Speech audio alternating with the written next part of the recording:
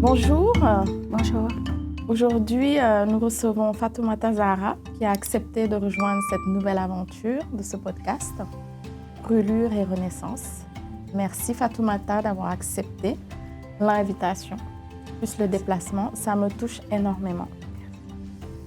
Et sans tarder, nous allons découvrir ensemble qui est Fatoumata Zahra. Bonjour à toi. Bonjour. Fanta. Donc, félicitations pour l'initiative. Merci. Brûlure et Renaissance. C'est vraiment c'est beau d'entendre toutes ces histoires, de partager toutes ces expériences avec du monde. Donc, d'inviter toutes ces personnes. C'est vraiment, j'ai eu à écouter quelques-uns. Merci. Et c'est magnifique. Donc, toutes mes félicitations encore. Merci. C'est un réel plaisir encore d'être avec toi aujourd'hui. Moi aussi. On a déjà été sur le panel ensemble pour la conférence la dernière fois et c'était merveilleux. Avec Diversité Québec. Avec Diversité Québec, en effet. Effectivement. Donc, sans toutefois tarder, qui est Fatoumata Zahra? Donc, pour savoir qui est Fatoumata Zahra, il faut que je remonte dans le temps. Dans le temps? Oui. D'accord. Toute petite, à l'âge de 8 ans environ, on est dans une famille polygamique. Je suis Peul, donc Peul d'origine, et mon père était polygame. D'accord. Donc, à l'âge de 9 ans, 8-9 ans environ, j'ai oublié exactement, il a décidé de me détacher de ma mère pour m'amener vivre avec ma belle-mère. Donc, à ce moment-là, j'avais commencé, évidemment, on est enfant, on commence à se faire des amis. Et là, on m'a détachée pour m'amener dans une autre ville, dans le littoral, à Douala.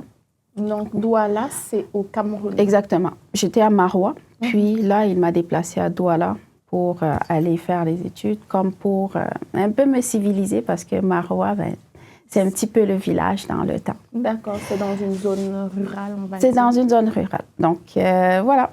À ce moment-là, je me suis déplacée pour Douala, là où j'ai appris le français, parce que dans l'extrême nord, on parle plus le Peul. D'accord. Il y a plus de communauté Peul? Il y a plus une communauté Peul à l'école. Quasiment même les professeurs, limite, parlent le Peul avec les élèves. Donc, arrivé là, moi...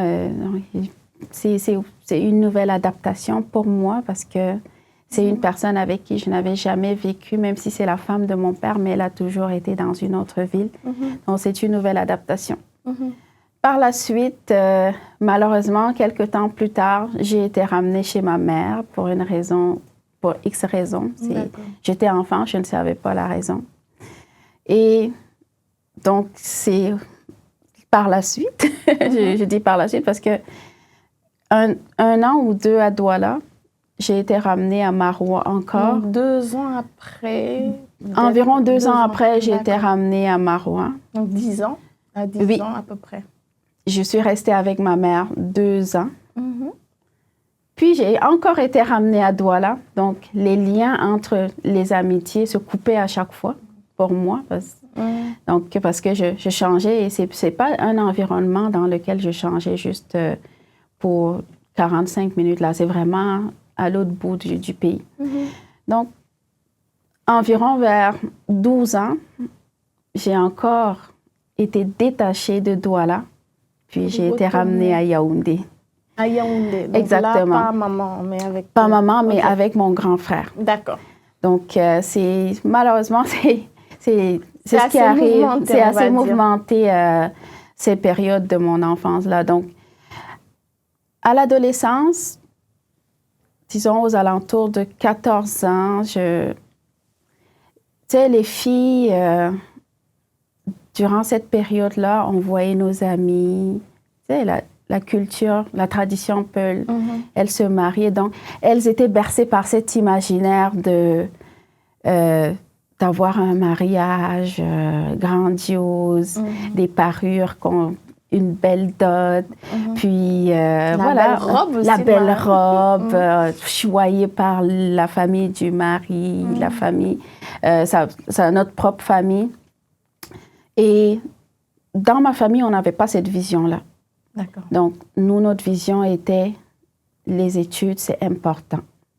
Donc, il faut faire la part des choses. Tradition et religion. La religion islamique encourage fortement l'étude des femmes. Donc, parce qu'une femme qui a étudié, c'est celle-là qui bâtit une bonne société. Effectivement. Donc, nous, mes sœurs et moi, surtout ma grande sœur, elle a fait un bloc, elle voulait étudier et ça nous a permis, nous aussi, les petites sœurs, de suivre ses pas. D'accord. Donc, c'est à ce moment-là, et moi, personnellement, j'étais partagée entre les deux parce que je voyais mes amis qui se mariaient. Quand j'allais, je voyais comment c'était magique et tout. Mais ma grande sœur me disait tout le temps, il ne faut pas voir ça. Il y a quelque chose qui se passe en arrière-plan que toi, tu ne vois pas.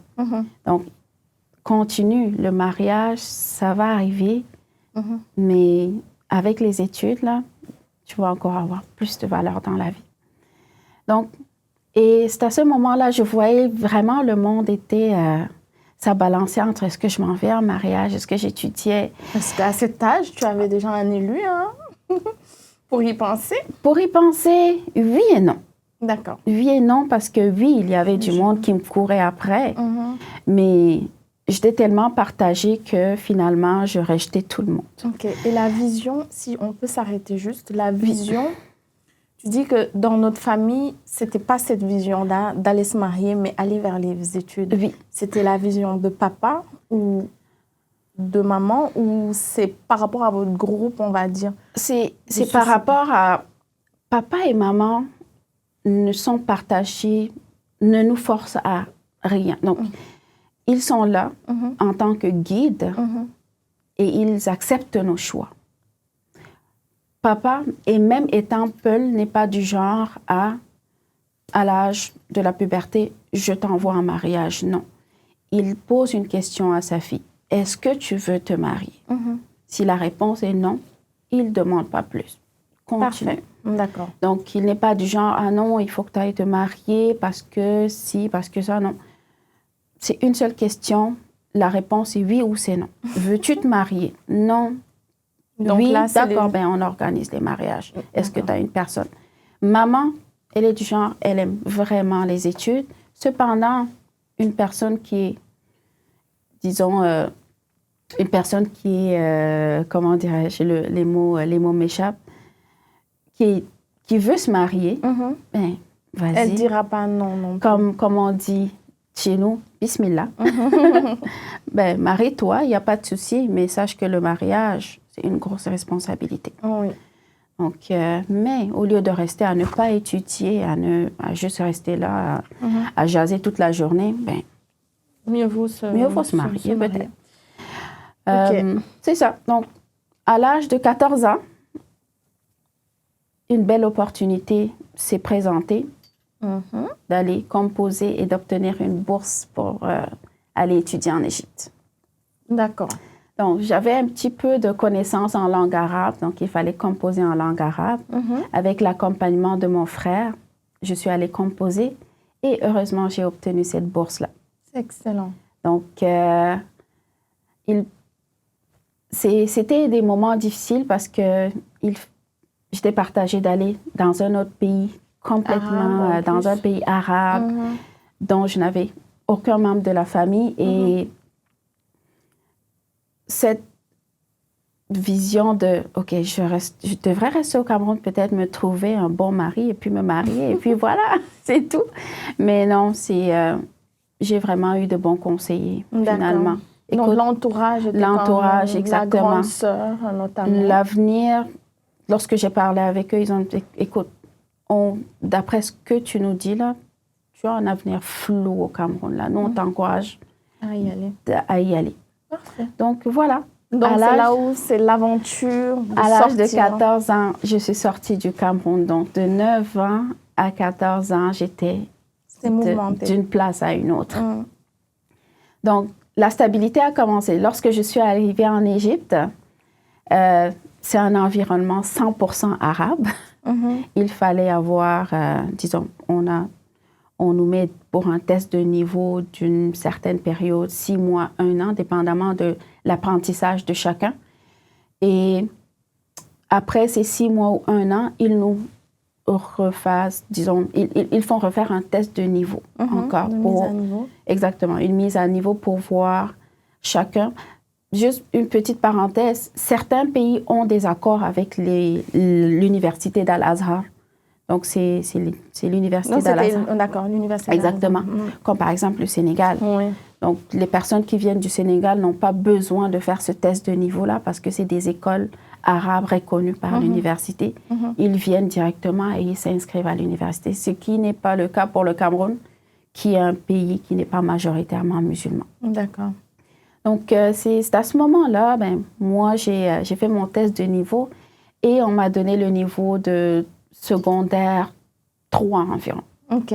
Secondaire 3. J'étais fière de moi quand même parce que je suis allée, je ne connaissais pas du tout la langue arabe. Et tu as pu te Donc, distinguer. j'ai pu me distinguer. Bravo. C'est à ce moment-là, merci.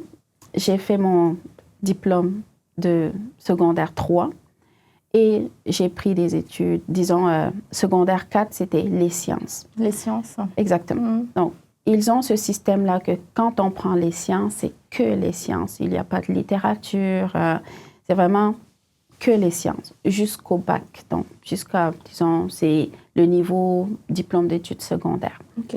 Par la suite, j'ai fait l'université. Et, Toujours là-bas? Toujours là-bas. OK. En commerce international. Entre-temps, évidemment, la technologie a commencé à vraiment avancer. On avait les ordinateurs à portée de tous. Et c'est là où ma curiosité de comment fonctionnent les applications a commencé. Les algorithmes, le binaire. Et c'est là que je vais demander ta passion, parce que oui, là, tu es en train de présenter un peu le parcours de Fatoumata Zahra, que j'ai rencontré il y a très peu de temps et qui est une passionnée d'informatique. Oui. Donc, je suppose que c'est à partir d'Égypte que tu as... J'ai nourri. Tu as commencé à nourrir ce culte. J'ai commencé à nourrir. Avec ce rapprochement avec les nouvelles technologies. Absolument. Est-ce que tu es passé directement de l'Égypte, justement après le parcours universitaire pour arriver au Canada? Non, pas du tout. OK. Entre-temps, j'ai commencé disons, je faisais mes auto-recherches. Qu'est-ce qu'un ordinateur, disons, le software, le hardware. J'ai aussi fait quelques cours de bureautique, Excel, Access et tout ça. Donc, dans le temps, c'était tendance. Puis, pourquoi ne pas aller voir comment ça fonctionne? Et après les études universitaires, j'ai eu la chance d'être embauchée dans une compagnie sous-traitante d'une compagnie canadienne ici. D'accord. Et là, je travaillais avec l'ordinateur vraiment tout le temps. Même si je n'avais pas les bases de l'informatique, je travaillais quand même sur l'ordinateur. Donc, ça me permettait de comprendre mieux comment fonctionnait cet appareil-là. Et l'opportunité s'est présentée je dis ça une opportunité parce que j'ai rencontré mon partenaire de vie. Monsieur, puis lui aussi, c'est un passionné de l'informatique. Il n'a pas eu malheureusement la chance d'étudier en informatique, mais il a vraiment un esprit vif. Il suffit qu'il lise et puis qu'il comprenne des choses. Donc, il m'a encouragée. Donc, de fil à aiguille, les fiançailles, le mariage. Puis lui, il est venu ici au Canada. D'accord. Donc, il est venu avant, excuse-moi, il est venu avant toi? Oui, il est venu avant moi. Lui, il est venu en 2013. D'accord. Donc, moi, je suis venue 2 ans plus tard. OK. Donc, on est allés, on s'est mariés au Cameroun. Puis, moi, je suis retournée en Égypte. Lui, il est revenu ici. Donc, un couple à distance. C'était pas évident. Pour les couples qui se marient à distance, il faut dire que ce n'est pas évident. Non, du tout, oui. Mais on va mettre ça entre parenthèses. Oui, exactement. Mais ça s'est super bien passé. Donc, je suis venue ici. J'ai toujours eu l'idée quand même de retourner aux études et d'étudier vraiment l'informatique. Mais là, quand tu es arrivée, Fatoumata, c'est-à-dire tu as rejoint ton partenaire, ton conjoint dans le cadre, je pense, au regroupement familial. Oui, absolument. Okay. Puis ensuite, et c'est là que tu as décidé de poursuivre tes études? Non. Non, OK. évidemment, comme tout le monde, lorsqu'on arrive au Canada, il faut s'installer, il faut s'intégrer, il faut, les défis, on a des défis exactement, il faut créer un cadre familial idéal pour nous. Donc, on a eu vraiment cette chance-là de tout s'est bien passé. Bien sûr qu'il y a eu beaucoup de défis, cependant, on a quand même réussi à réaliser pas mal de choses comme l'achat de la maison. On a eu, disons, de contrats pour le travail bien stable et voilà, on a eu des enfants. Oui. Après la naissance de ma 3e fille, je suis restée réfléchir. Je me suis dit, ça fait plusieurs années que je veux me lancer. Si je ne me lance pas maintenant, c'est en 2021, alors ça n'arrivera pas. Quand tu dis que j'ai décidé de me lancer, c'est-à-dire tu parles d'entrepreneuriat? Non, des études. Donc, j'ai décidé de retourner aux études et me spécialiser en informatique. Donc, après avoir eu 3 bébés? Après avoir eu 3 bébés. C'est courageux. Merci. Donc, c'est vraiment, j'ai décidé à ce moment-là, écoute, si jamais je ne me lance pas, ça ne va jamais arriver. Comme on dit, qui ne tente rien, n'a rien. Et ton conjoint, ça c'est, je suppose qu'il t'a encouragé? Oh oui, vraiment. J'étais très hésitante et il m'a dit, vas-y, moi je suis là pour les enfants, ne t'inquiète pas. C'est sûr que ça ne va pas être un parcours facile. Cependant, je sais qu'on va y arriver. Donc, en effet, au début, ce n'était pas vraiment facile parce que comprendre les algorithmes pendant qu'un enfant crie à côté, c'est pas du tout évident. C'était des cours en présentiel ou à distance? C'était vraiment des cours en présentiel, 100% présentiel. Donc, il fallait te lever tous les matins à 6 heures. C'est ça, il fallait me lever. Donc, pour dire ça, on a 3 enfants. J'ai mon travail à temps partiel et j'ai l'école parce que je n'ai pas totalement arrêté mon travail. Le travail. Donc, j'étais 7 sur 7, j'étais active. Pas de week-end. J'imagine. Donc, j'allais en cours le matin. Donc, il fallait préparer les enfants pour aller à l'école. Après, moi-même, je me préparais pour aller à l'école. Et je revenais le soir. Parfois, je revenais, puis je continuais le travail, mon travail à temps partiel. Et par la suite, je reprenais les travaux de l'école. Exactement. Et quand tu dis école, est-ce que c'est à l'université ou dans une Non, c'est au cégep. Au cégep. Exactement. Donc, c'est au cégep. À Québec, ici. À Québec. Donc, au cégep Limoilou, plus précisément. D'accord. J'ai pris les techniques de l'informatique, puis, donc, là où on commence avec les troncs communs comme l'architecture réseau, la programmation orientée objet, le système d'exploitation, les bases de données. Par la suite, on se détache. Les uns vont en réseau, les autres vont en développement d'applications. Vous spécialisez, c'est ça? Absolument. Chacun se spécialise. Donc, plus poussé en développement d'applications, évidemment, vous allez voir plus d'algorithmes plus, disons, à coder. D'accord. Faire du codage. Exactement. Faire plus, vous êtes vraiment axé plus à faire des codes. Le front-end qui est vraiment du côté en arrière-plan de ce qu'on voit sur un site Internet. D'accord. Donc, et la base de données, tout ça se passe en arrière-plan. Contrairement, on dit le front-end, c'est vraiment ce que l'utilisateur voit. Oui. Alors que le back-end, c'est ce que le développeur, lui, il voit. D'accord. Donc, 2021, là, on est en 2026, donc quasiment plus de 4 ans d'études. Absolument. Et moi, je sais que je t'ai connue je te connais en tant que CEO, donc fondatrice de Phase Vision IA. Oui. Moi-même passionnée d'IA. Peut-être pas d'informatique, j'ai jamais fait des études en informatique, mais je suis une passionnée. Oui. Aujourd'hui, de tes études, qu'est-ce qui a été ce moteur-là à te dire, écoute, je vais me lancer en entrepreneuriat? Ce qui m'a lancé en entrepreneuriat, Phase Vision IA, vu que j'ai des bases en informatique, donc je suis quand même je peux dire, je suis programmeuse parce que je termine mon parcours. Coder prend beaucoup de temps. C'est vraiment des heures. Et lorsqu'on code, il n'y a pas que ça. Ce n'est pas simplement écrire le code. Il faut aussi déchiffrer le code.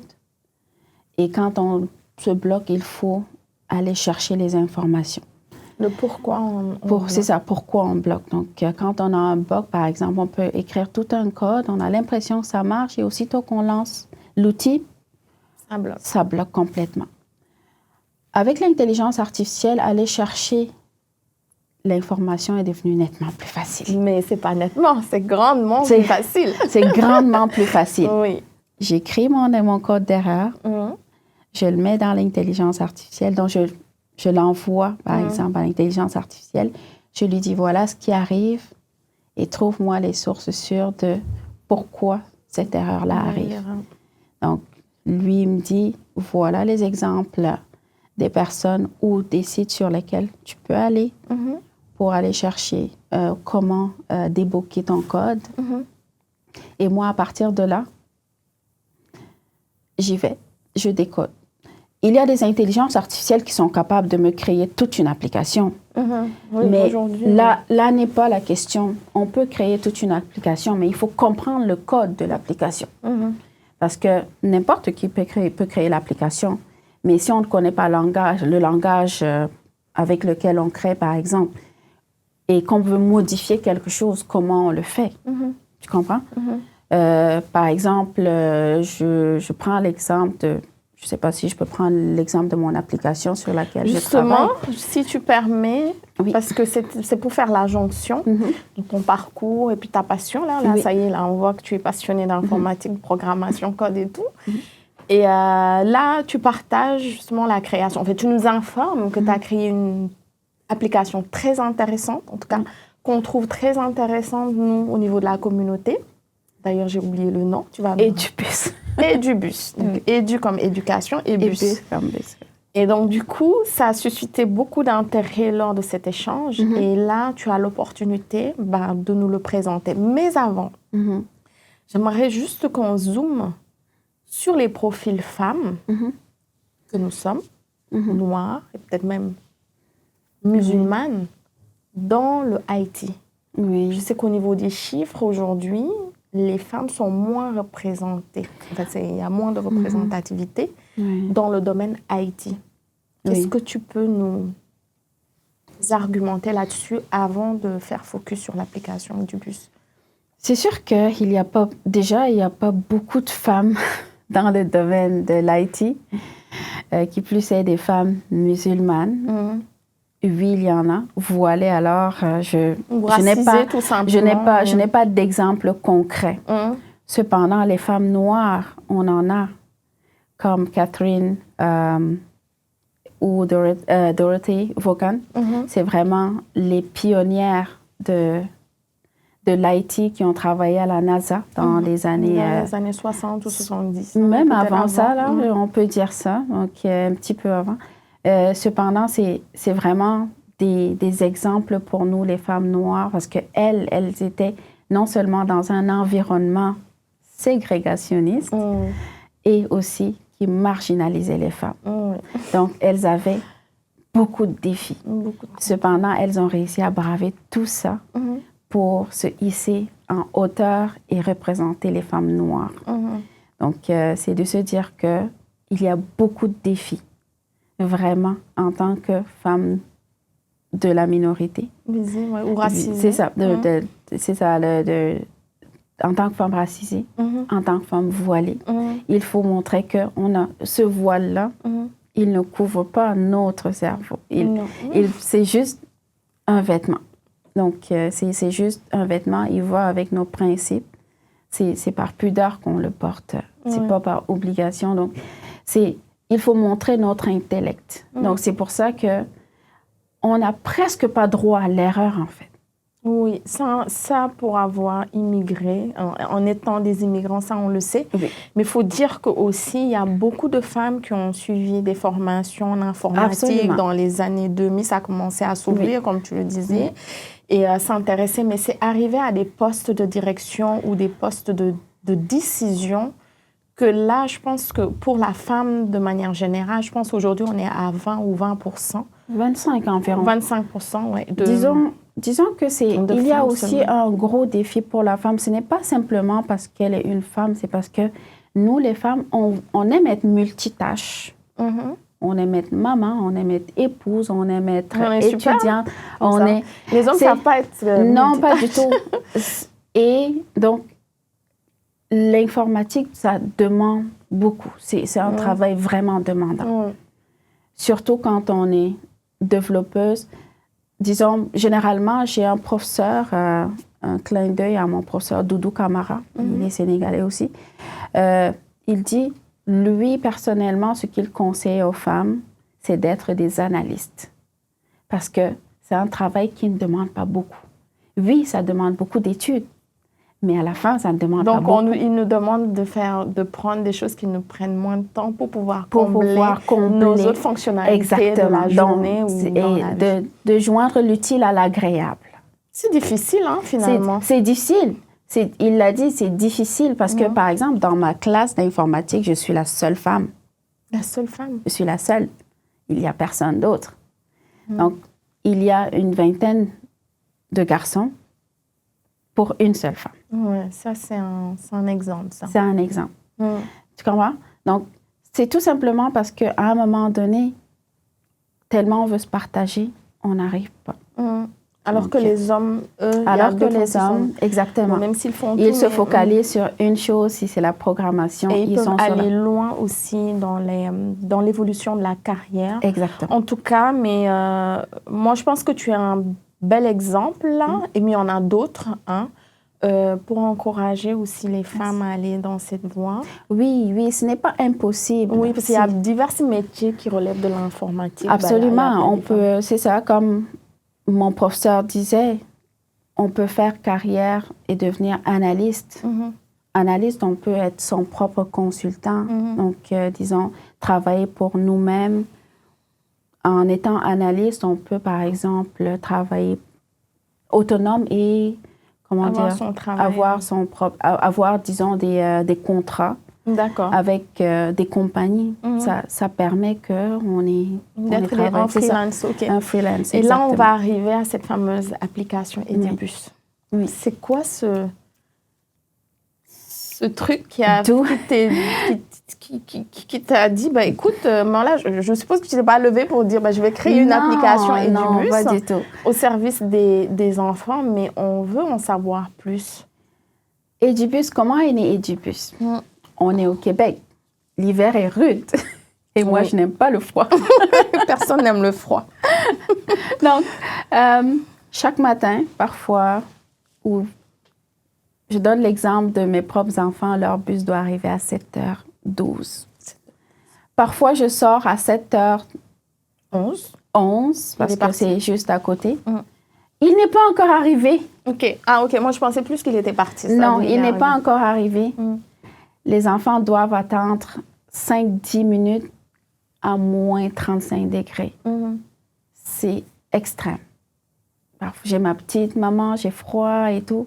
C'est loin de la maison, ton arrivée? Non, c'est vraiment pas loin, là. C'est à l'intersection. Ça, c'est le défi, ouais, je pense. Donc, et lorsque l'autobus arrive en retard, moi, je vois que mes enfants sont partis en bus, puis on m'envoie un message sur l'application que tes enfants sont en retard. Qu'est-ce qui s'est passé? Puis on m'appelle pour me dire, ben, le bus est arrivé en retard. Ah, OK. Ça, c'est vrai. Et parfois, lorsque les élèves, ma fille, elle traîne, ma grande, elle n'a pas pris l'autobus, ils sont obligés d'appeler. Oui. Dans chaque parent dont l'enfant a raté l'autobus, ils sont obligés d'appeler. Oui. Je me suis dit, hey, tiens, si on avait une application bien pensée, donc qui fait en sorte qu'on trace notre bus avant de sortir de la maison, on voit où est rendu le bus. Comme ça, on peut arriver à temps. Si on pouvait me signaler lorsque mon enfant arrive en retard, au lieu de m'appeler alors que je suis au travail, juste enfant en retard, je sais que les enfants vont arriver en retard. Si jamais le bus n'est pas quitté plus tôt que prévu de l'école, un signalement Une notification, par Une exemple. notification, exactement. Donc, je me suis dit, pourquoi ne pas faire ça comme ça? Ça va faciliter tout le monde parce qu'il y a des personnes, lorsqu'elles sont au travail, elles n'aiment pas qu'on les appelle. Oui. Donc, oui. Alors qu'une notification, c'est, oh, OK, je comprends. Ouais. C'est en temps réel. Tout se passe en temps réel. Ouais. Le bus arrive en temps réel, la notification d'un incident en temps réel, le retard à l'école en temps réel. Et tout le monde est synchronisé. Parce que le ministère ne sait pas ce qui se passe Non, à temps réel, non. En temps réel, non. C'est après. C'est des rapports journaliers, hebdomadaires, je ne sais pas. Alors que là, tout le monde est synchronisé. On a le numéro des bus, on a le nombre d'élèves dans le bus, on a les retards, on a les incidents. On a les nombres, pas les nombres, tu sais, le parcours, les arrêts. On a le parcours de chaque bus. Et ça, chaque parent voit le parcours de son élève ou de son enfant ou de ses enfants. Bon, de toute façon, la plupart des enfants prennent un seul bus là, dans une maison. Oui. Donc, on a tout le parcours. Et moi, j'aimerais qu'on zoome là-dessus parce que c'est vraiment intéressant. Elle est prête, cette application? Presque prête. Presque. En fait, je l'ai déjà créée. Donc, là, elle est en mode test. OK. On a disons... Oui, elle est quand même presque prête, on va dire. Donc, j'aimerais qu'on zoome là-dessus. Oui. Parce que qui dit application, dit partie prenante, dit que tu as un cahier de charge. Je sais, tu as pensé à beaucoup, beaucoup d'éléments. Je ne sais pas si tu as travaillé seul ou ton mari, mais c'est pas grave. C'est juste de savoir, aujourd'hui, est-ce que tu as pris vraiment en compte toutes les parties prenantes? Est-ce que ça s'étend juste dans la ville de Québec ou ça pourrait atteindre la province de Québec? Est-ce qu'au niveau des ministères, tu sais, est-ce que tu es en train de travailler là-dessus pour... tout ce qui est données personnelles, par exemple, parce que c'est quelque chose quand même d'assez important. Puis, je te pose comme ça, là, parce que c'est des questionnements qui me viennent en tête. Oui, je vois. Mais en mode projet, tu sais, c'est répondre, il répond parfaitement à un besoin. Donc, nous, parents, ça pourrait nous faciliter la vie un peu plus, là. Mais est-ce que vraiment, c'est juste...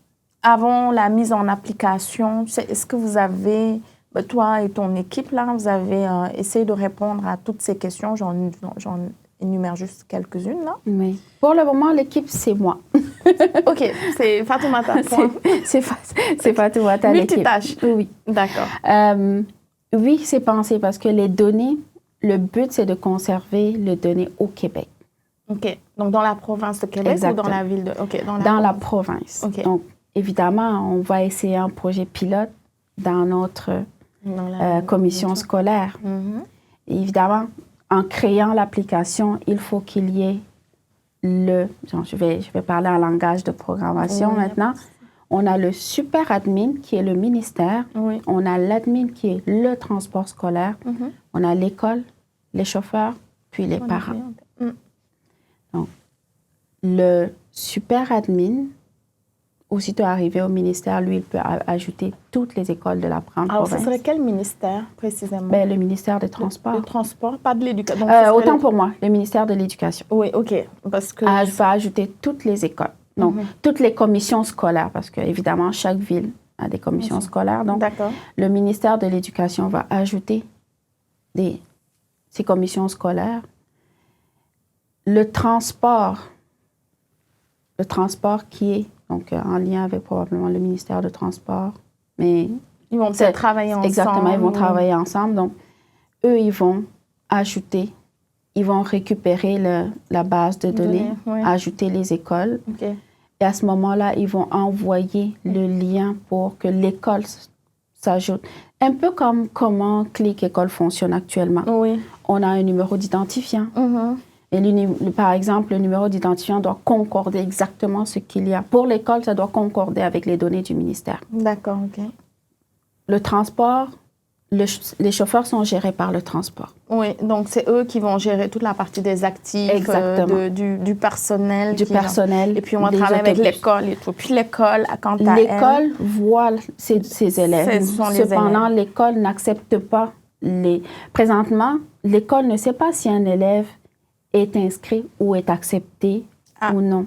D'accord. Donc, l'école n'a absolument aucune idée de ce qui se passe au transport scolaire. Est-ce que c'est un bon point ou c'est une grosse contrainte? C'est une contrainte parce que...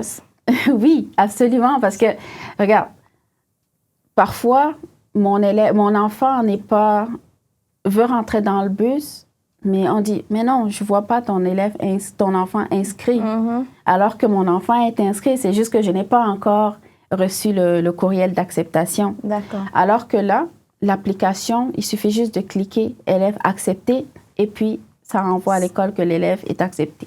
Il suffit juste d'ouvrir l'application, on a l'élève est accepté en statut d'attente ou tout simplement refusé. Refusé. Écoute, ça a l'air génial, Fatoumata, mais ça a l'air complexe en fait. Je ne sais pas si tu as... Vu comme ça, en fait, c'est vraiment de prendre présentement comment le transport scolaire fonctionne.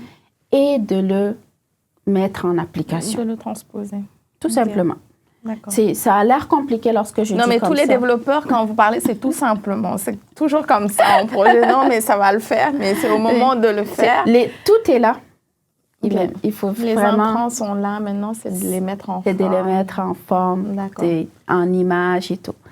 Et voilà. Pour ce qui est du parent, c'est simple. Donc, le parent doit rentrer les mêmes informations, l'adresse email donnée à l'école.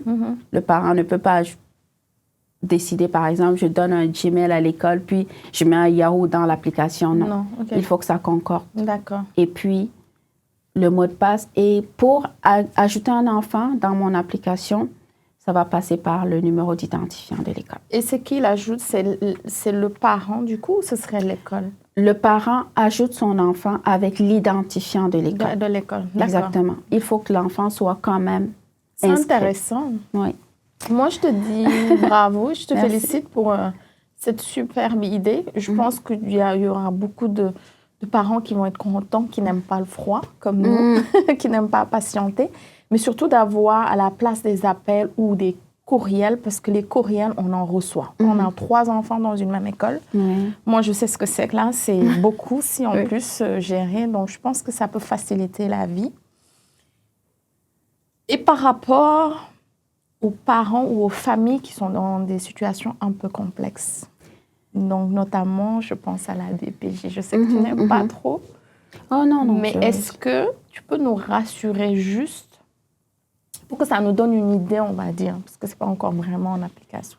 C'est sûr que c'est pensé pour que si jamais il y a quoi que ce soit, si jamais le chauffeur remarque quoi que ce soit en lien avec la DPJ, qu'il peut signaler un incident quelconque. Donc, ce serait le chauffeur qui pourrait... Qui est en lien direct, ou l'école, ou la surveillante, ou la surveillante. Si jamais elle remarque quoi que ce soit, c'est un ajout qui peut être fait dans l'application. Mais est-ce que la DPJ aurait un droit de regard dans le... Est-ce que lui, je veux dire, tu comprends ce que, en tant que partie prenante, je ne sais pas s'il est client ou pas, en tout cas, est-ce qu'il serait impliqué dedans? Il faut que la DPJ ait son identifiant pour accéder à l'application, c'est sûr, parce que pour le moment, c'est l'école, les parents et le ministère, le transport. Pour que la DPJ ait le droit d'accéder à l'application, il faut qu'ils aient l'autorisation du ministère. Du ministère, d'accord. Si le ministère leur donne l'autorisation, leur crée un identifiant, ils peuvent accéder. Écoute, mais c'est vraiment la seule façon. Mais ils n'auront pas accès à la base de données. Les seules personnes qui ont accès à toute la base de données de l'application, ça sera le ministère. C'est le ministère. Écoute, donc, sinon, chacun des utilisateurs a une restreinte. Écoute, c'est génial. Tu connais déjà mon avis, mais on fait découvrir ensemble. Et merci. Aujourd'hui, comment tu comptes ou quelles sont les voies ou les outils ou leviers, peu importe comment tu les nommes, qui sont à disposition pour te rapprocher du ministère? Tu sais, si toutefois cette application devait être généralisée, est-ce que tu y as pensé? Est-ce qu'il y a des démarches qui ont été entamées? Je me suis approchée des écoles, donc de ma commission scolaire. C'est par eux que je vais commencer. D'accord. L'idée les intéresse. Je me suis approchée du bureau du député. Donc, on en discute un petit peu. D'accord, donc c'est en cours. Mais c'est ça, c'est en cours. Donc, c'est par là.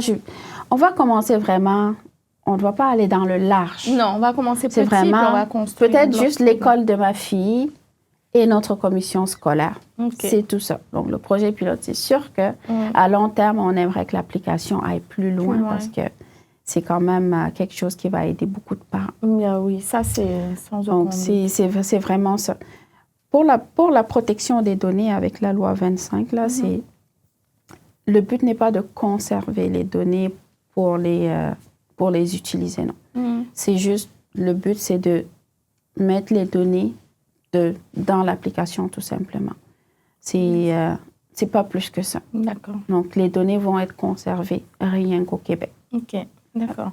Donc, ça, après, je pense, c'est une autre étape de ton projet. Oui. Moi, je te souhaite vraiment succès là-dessus. J'espère qu'un jour, on pourra voir Edubus dans nos petits mobiles. Il n'y a pas de souci. J'ai d'autres projets aussi. Oui, j'imagine. Exactement. Je peux parler l'exemple de Human Hub.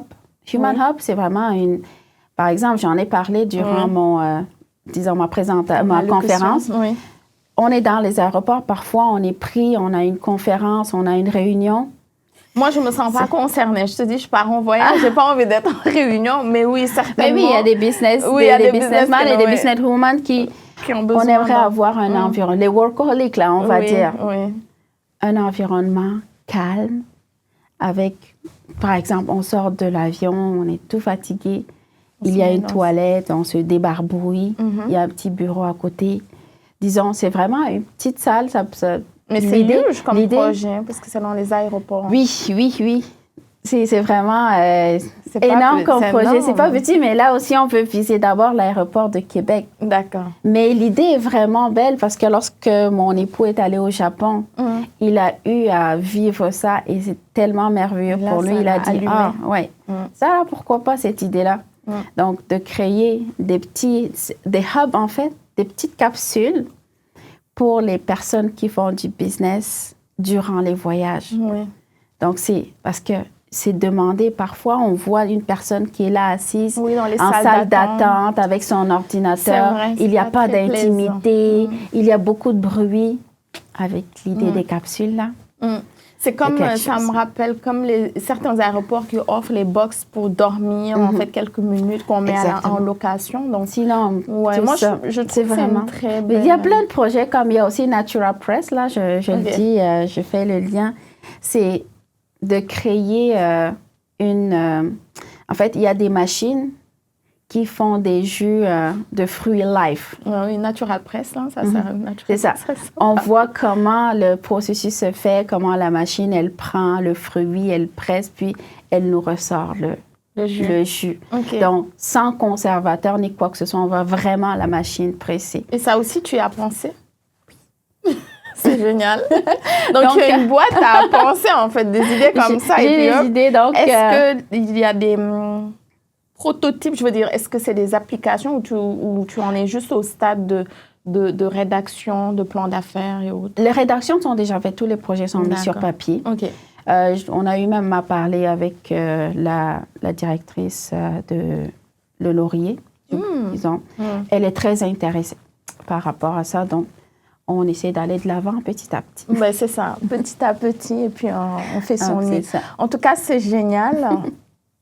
On est des personnes, des profils dans notre communauté à pouvoir faire déjà penser à des choses géniales et puis de pouvoir les mettre en pratique au concret.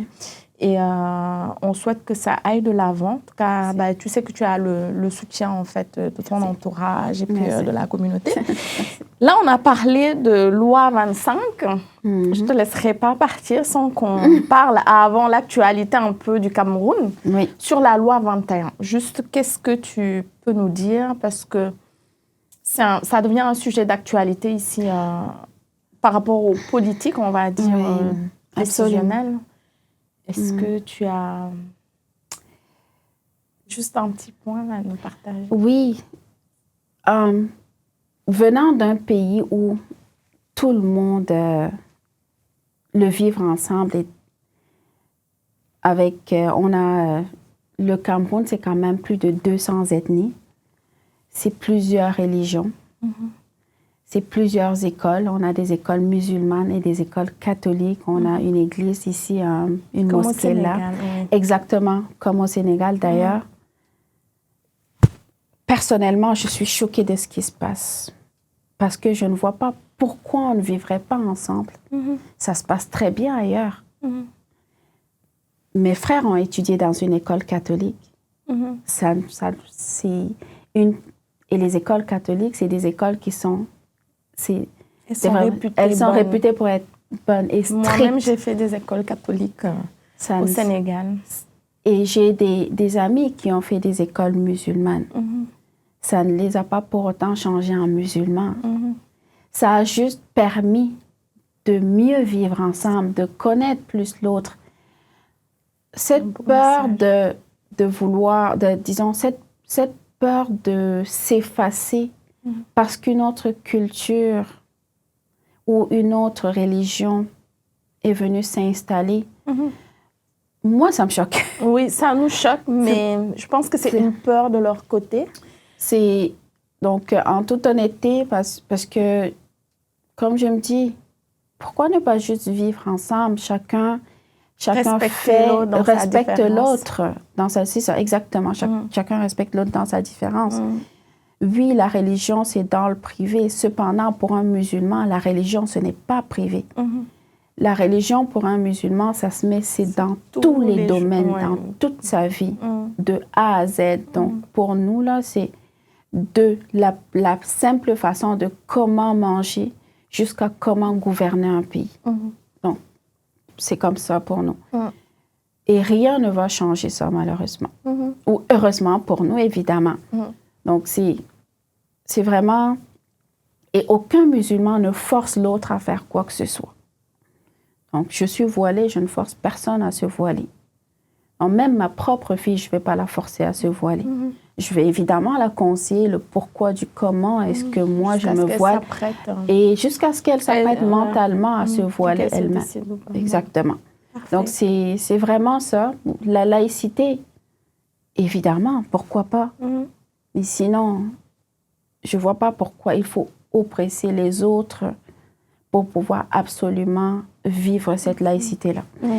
Surtout que lorsque la laïcité, elle vise plus une certaine minorité. Oui, ça, je confirme pour moi. Oui, non, mais ça, on ne va pas s'étaler là-dessus. Mais beau message. Je pense qu'on a saisi le message. Je te remercie beaucoup. Et si on faisait un petit clin d'œil à ce qui se passe économiquement et politiquement au Cameroun, est-ce que tu retournes de temps en temps? Oui, absolument. Ces dernières années, il y a énormément de Camerounais qui sont venus, donc vous pouvez tous le remarquer. On rencontre plus les Camerounais qu'on a rencontrés avant. Oui. Malheureusement, c'est parce que la situation du pays n'est pas vraiment ce qu'elle est et ça va de mal en pis. Malheureusement, ayant un président de plus de 90 ans et plus de 40 ans au pouvoir, qui est plus âgé. Moi, depuis que je suis née, il est là. Enfin, avant que je naisse, il est là. C'est ça. On a l'habitude de dire que notre président, il n'est pas mauvais. C'est son entourage. Oui. Ça, j'entends beaucoup les Camerounais dire ça, oui. Parce que lui, c'est quelqu'un qui il laisse faire. Par exemple, pour des projets, on vote un gros budget, mais lorsque ça arrive au plus bas, il n'y a plus rien qui reste. On n'a plus d'école. Les étudiants vont aller à l'école, faire des études, faire des doctorats, surtout que maintenant, au Cameroun, il n'y a même plus de doctorat qu'on fait. Il n'y en a plus dans le cycle universitaire. C'est ça, exactement.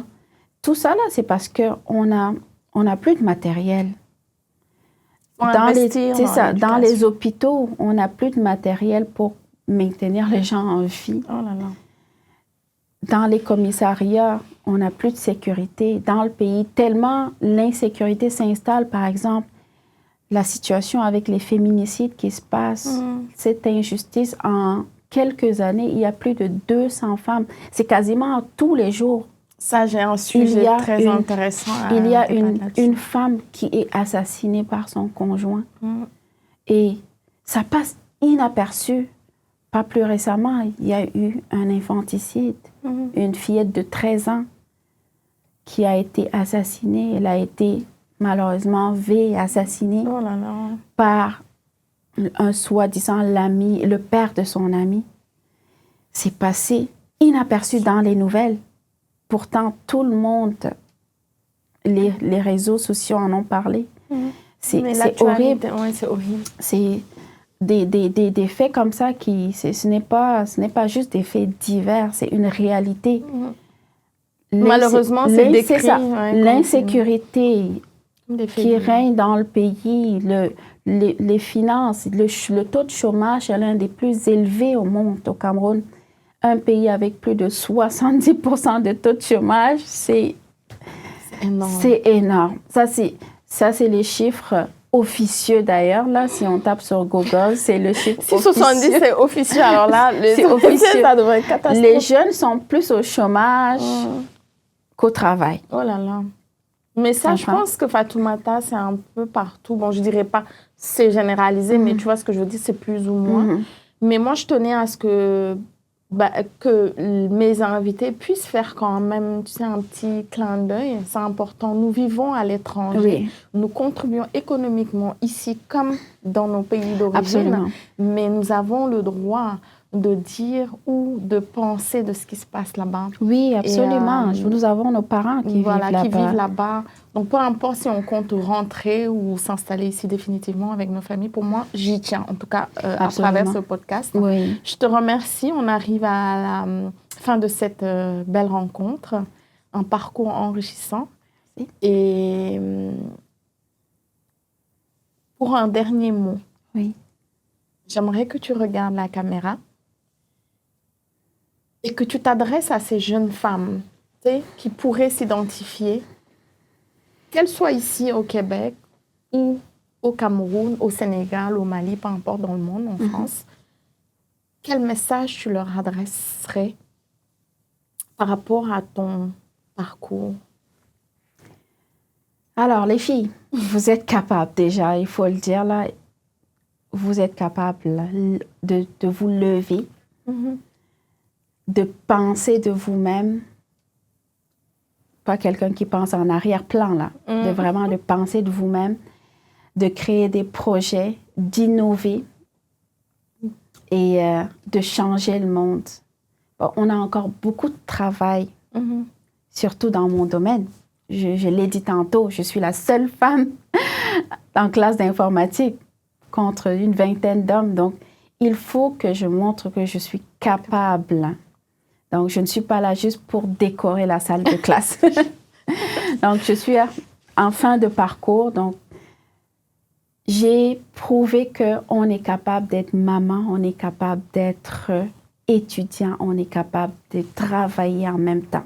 Ce qui n'est pas facile, mais c'est très faisable. Oui, c'est faisable. C'est possible. Vu que j'ai réussi à le faire, vous êtes capable de le faire. Il faut juste se lever. Bravo. Merci beaucoup pour ces mots, Fatoumata. Merci à toi. J'étais ravie d'avoir creusé un peu plus. Merci. Et comme je te le rappelais en off, mes invités, c'est des femmes que je n'ai pas connues auparavant dans ma vie. J'ai passé juste quelques heures et je ne suis pas surprise de ce que tu viens d'échanger en fait. Merci. Et je te souhaite une très belle réussite. Merci toi aussi bien dans tes projets que dans ce que tu aspires dans ta vie professionnelle en fait, pour la suite. Merci. Et puis j'espère qu'on aura l'occasion de se revoir à travers Brûlure et Renaissance. Merci beaucoup. Merci beaucoup, c'est un plaisir. Merci.